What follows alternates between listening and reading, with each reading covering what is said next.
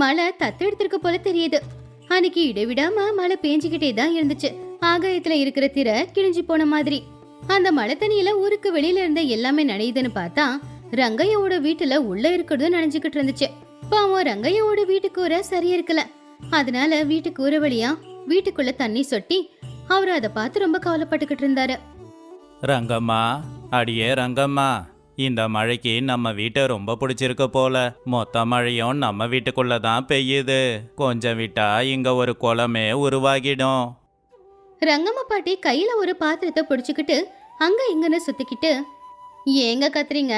நீங்க கத்துற கத்துல மேல இருக்கிற ஓடு கீழே வந்து விழுந்து உடஞ்சு போயிட போகுது. அப்புறம் அந்த ஓட்டை வைக்க 2 ரூபாய் செலவு பண்ணணும். நானே எந்த இடத்துல பாத்திரத்தை வைக்கலாம் அப்படின்னு அங்க இங்கன்னு சுத்திக்கிட்டு இருக்கேன். சரி சரி, முதல்ல கூரைய சரி பண்ணியாகணும். இல்லனா பனை ஓலையாவது பின்னி போடணும். இல்லனா இந்த மழை காலத்துல தூங்கவே முடியாது. சரியா போச்சு. பனை ஓலை விலை என்னன்னு தெரியுமா உங்களுக்கு? பனை ஓலை வாங்கி நம்ம வீட்டை சரி பண்றதுக்கு 10 நாள் கஞ்சி காய்ச்சி குடிச்சிட்டு போயிடலாம். இந்த மழையிலேருந்து நமக்கு வர தண்ணி ரொம்ப சுத்தமான தண்ணி. கடவுளே நம்மளுக்காக சுத்தமான தண்ணியை வீட்டுக்கே கொடுக்குறான். அதை ஏன் வேணான்னு சொல்லணும்? சரியா போச்சு. வீட்டா நாம தண்ணியில முழுகிடுவோம் போல. என் பேச்ச கேளு ரங்கம்மா. பேசாம ஆளுங்களை கூட்டிட்டு வந்து 2 ரூபாய் செலவானாலும் பரவாயில்லன்னு சரி பண்ணலாம். ரங்கம்மா பாட்டி கோவமா, என்ன 2 ரூபாய் அப்படிங்கிறது உங்களுக்கு சாதாரணமா போச்சா?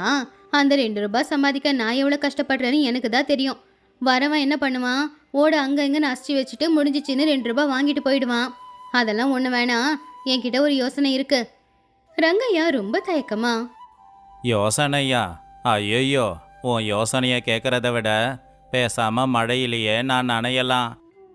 சரி சரி போங்க, வீட்டில் இருக்கிற பாத்திரம் எல்லாத்தையுமே எடுத்துட்டு வாங்க. தண்ணி சொட்டுற இடத்துல பாத்திரத்தை வைக்கலாம்.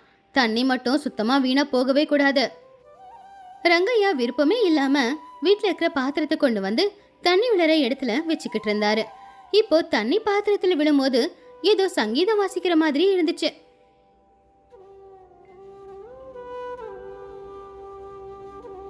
ஐயோ, இந்த சத்தத்துல எனக்கு தலையெல்லாம் வலிக்குது. நடக்க முடியாத அளவுக்கு பாத்திரங்களை வச்சிருக்கையே. இது வீடா பாத்திர கடையா? பாத்தீங்களா, மழை தண்ணியிலிருந்து சங்கீதமே கேட்டுக்கிட்டு இருக்கு. இப்போ ரேடியோ போட வேண்டிய அவசியமே இல்லை. கரண்ட் பில்லும் மிச்சம். மழை நிக்கவே இல்லை, அதுக்கு பதிலாக அதிகமாச்சு. சொட்டிக்கிட்டு இருந்த இடத்துல இப்ப தண்ணி ஊத்த ஆரம்பிச்சுது. பாத்திரமும் நிறைய ஆரம்பிச்சுது. ரங்கம்மா, இதுதான் உன் புத்திசாலித்தனமா?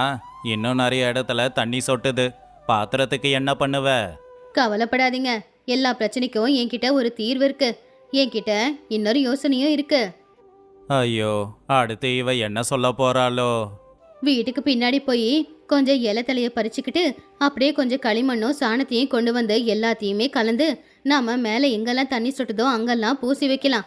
இத இலவச சிமெண்ட் அப்படின்னு சொல்லுவாங்க. அது கேட்டு ரங்கையா, என்ன சொல்ற நீ? வீட்டு கூரையில ஏறி ஒட்டணுமா?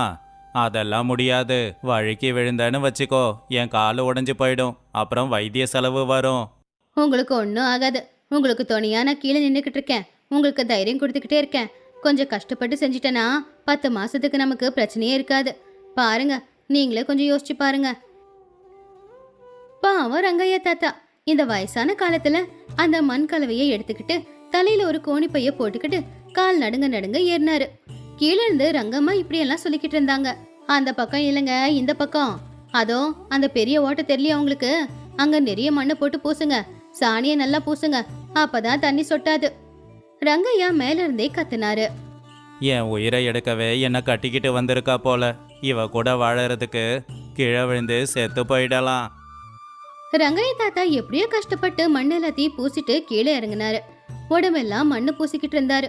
அவரை பாக்குறதுக்கு ஏதோ மண்ணு மனுஷன் மாதிரி தான் தெரிஞ்சாரு. ஆஹா, பார்க்க எவ்வளவு அழகா இருக்கீங்க. உண்மையே சொல்லணும்னா இப்பதான் நீங்க ரொம்ப அழகா இருக்கீங்க. வாங்க வாங்க, நம்ம செஞ்ச வேலையோட பலனை போய் பார்க்கலாம். அவங்க உள்ள வந்து பார்க்கும்போது தண்ணி மட்டுமே சொட்டிக்கிட்டு இருந்த இடத்துல இப்போ மண்ணும் சேர்ந்து சொட்டிக்கிட்டு இருந்துச்சு. வீடெல்லாம் ஒரே சேர் சேரா பார்க்கவே கொடுமையா இருந்துச்சு. பாத்தியா உன் புத்திசாலித்தனத்தை? இப்ப மழை தண்ணியில இல்ல, நாம சாணியிலேயே குளிக்கலாம் இல்ல? அட இருங்க, இப்பதானே பூசிட்டு வந்திருக்க, காய வேணாமா அது? சரி, அந்த நேரத்துல வீட்டுல யாராவது இருக்கீங்களா அப்படின்னு அந்த ஊரோட தலைவரான வீரையா வந்தாரு. அவரு தோல்ல அங்கவஸ்திரமோ கையில கொடையும் இருந்துச்சு. அதை கேட்டதும் ரங்கையா, போச்சு போச்சு, தலைவர் வந்திருக்காரு. நம்ம வீட்டு நிலைமைய பார்த்தா என்ன நினைப்பாரோ என்னமோ.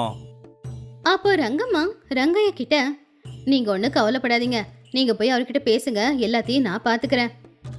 ரங்கம்மா வீட்டுல ஒரு ஓரமா நினையாம இருக்கிற ஒரே ஒரு நாற்காலியை கொண்டு வந்து போட்டாங்க. அட வாங்க வாங்க தலைவரே, என்ன திடீர்னு மழையில நனைஞ்சுக்கிட்டு வர வந்திருக்கீங்க? பாருங்க, அங்க வஸ்திரம் நனைஞ்சு போச்சு, கொடுங்க, காய வச்சு கொடுக்கறேன். அப்போ வீரைய வீட்டோட நிலைமைய பார்த்து, என்னங்கய்யா இது, வீடெல்லாம் இப்படி இருக்கு, கூரையில இருந்து தண்ணி சொட்டுதே. அது அது வந்து கடவுளோட கருணை தாங்க. போன வருஷம் சரியா மழை பெய்யல, அதான் இந்த வருஷம் அதுக்கும் சேர்த்து வீட்டுக்குள்ள மழை பெய்யுது. இதெல்லாம் ஒரு நல்ல விஷயம் தானே. அதை கேட்டு வீரையா, நல்ல விஷயமா? அப்புறம் எதுக்காக இங்க பாத்திரங்கள் எல்லாம் வச்சிருக்கீங்க? அதை கேட்டு ரங்கம்மா, ஒன்னும் இல்லைங்கய்யா, எங்களுக்கு சாமி பக்தி அதிகம், சுத்தமான இந்த தண்ணியால சாமிக்கு அபிஷேகம் செய்யணும்னு தண்ணியை நாங்க பிடிச்சிக்கிட்டு இருக்கோம். வீரையாவுக்கு இவங்க சொல்றதெல்லாம் பொய்ன்னு தெரிஞ்சாலும் கூட ஏதோ சொல்ல முடியாம அமைதியா உட்காந்துக்கிட்டு இருந்தாரு. அப்போ ரங்கம்மா உள்ள போய் அவருக்காக சுட சுட காஃபி கொண்டு வந்து கொடுத்தாங்க. வீரையா சரியா அந்த காஃபியை குடிக்கலான்னு கையில வச்சுக்கிட்டு இருக்கும்போது ரங்கைய தாத்தா மேல போய் ஒட்டிட்டு வந்த அந்த மண்ணு சாணியோட கலவை நேரா அந்த காஃபில விழுந்து அந்த காஃபி தெரிச்சு, பாவம் வீரையா போட்டுக்கிட்டு இருந்த துணியெல்லாம் இப்ப காஃபி கரையா ஆயிடுச்சு. பயந்து போய் வீரையா எழுந்துருச்சு. என்ன இது, என் காஃபியில சாணி! ஐயோ! ரங்கையா பயந்து போய், ஐயோ, நீங்க தப்பா எடுத்துக்காதீங்க, அது கடவுள் பிரசாதம், ஆகாயத்துல இருந்து நேரா உங்க காஃபில வந்து விழுந்திருக்கு, நீங்க கொடுத்து வச்சவரு. ஆமா ஆமா, இத மண் பிரசாதம்னு சொல்லுவாங்க, ரொம்ப அரிதானது, சாப்பிட்டா ரொம்ப நல்லது. வீரையாவுக்கு கோவம் தலைக்கேறிச்சு. போதும், நிறுத்துங்க.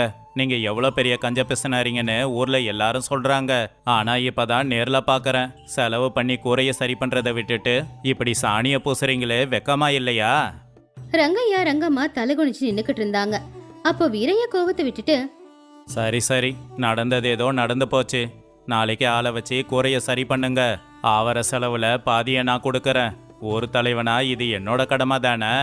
அதை கேட்ட உடனே ரங்கம்மா ரொம்பவும் சந்தோஷப்பட்டாங்க. அவங்க கையெடுத்து கும்பிட்டு, ஐயா, நீங்க கடவுள் மாதிரி வந்திருக்கீங்க, பாதி பணம் நீங்க கொடுக்குறீங்கன்னா எங்களுக்கு எந்த பிரச்சனையும் இல்லை. அடுத்த நாளே கூலி ஆட்களை வர சொல்லி வீட்டோட கூரையை அவங்க 2 பேரும் சரி பண்ணாங்க.